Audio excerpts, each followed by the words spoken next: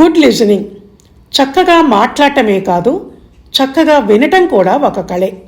ప్రాచీన కాలపు గురుకులాల చదువులన్నీ గురుముఖత వింటూ శిష్యులు వల్లెవేసే పద్ధతిలోనే సాగేవి.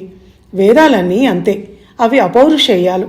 అందుకే వాటికి శృతులు అన్న పేరు వచ్చింది. చదవటం కన్నా వినటం అన్నది మనలో మంచి ధారణాశక్తిని, విషయ పరిజ్ఞానాన్ని కలిగిస్తుంది. పొల్లు పోకుండా వెళ్ళవేయాల్సిన వేదాలు ఈ ప్రక్రియతోనే ప్రసిద్ధి చెందాయి.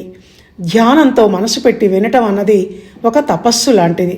వ్యక్తిత్వ వికాసానికి ఇది ఉపయోగపడుతుంది. చెవిలో పడ్డ మాటలు మెదడుకు చేరి అక్కడి నుంచి మనసుకు పాకి అపరిమితమైన అనుభూతిని, ఆత్మానందాన్ని కలిగిస్తాయి. మంచి చెడుల విశ్లేషణ శక్తిని, భావ పరంపరను మనకు అలవరుస్తాయి.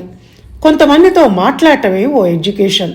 నడుస్తున్న విజ్ఞాన సర్వస్వాల్లాంటి వాళ్ళు మాట్లాడుతుంటే ఆసక్తిగా, శ్రద్ధగా మనసు పెట్టి వినటం వల్ల మనకి ఎన్నో విషయాలు తెలుస్తాయి. ఎన్ని పుస్తకాలు చదివినా అంత జ్ఞానం లభించదు.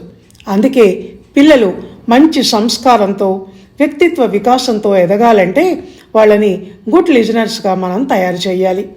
చెప్పే వాళ్లకు అడ్డు వస్తూ మధ్యలో వీళ్ళని మాట్లాడనివ్వకుండా ముందు ఆయన ఏం చెప్తున్నారో శ్రద్ధగా విను అని వాళ్ళ దృష్టిని వినటం అన్న పైకి కేంద్రీకృతం అయ్యేలా మనం చేయాలి.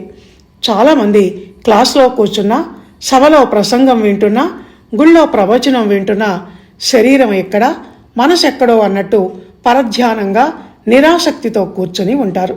దానివల్ల ఎదుటి వాళ్ళు చెప్పింది అర్థం కాకపోగా విననట్టు వినటం వల్ల వాళ్ళ మాటల వక్రీకరణకు మనం మన మనసులో చోటివ్వటం, అపార్థాలకు తావివ్వటం వంటివి జరుగుతాయి.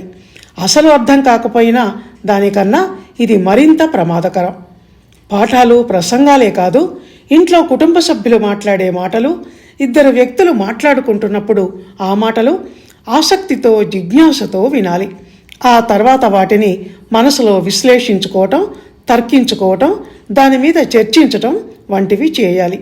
అప్పుడు ఎన్నో విషయాలు మనకు తెలిసి మంచి చెడుల విచక్షణ జ్ఞానం మనలో అలవడి మనల్ని ఉత్తములుగా తీర్చిదిద్ది నలుగురికి చెప్పగల అర్హతను మనకు సంపాదించి పెడుతుంది.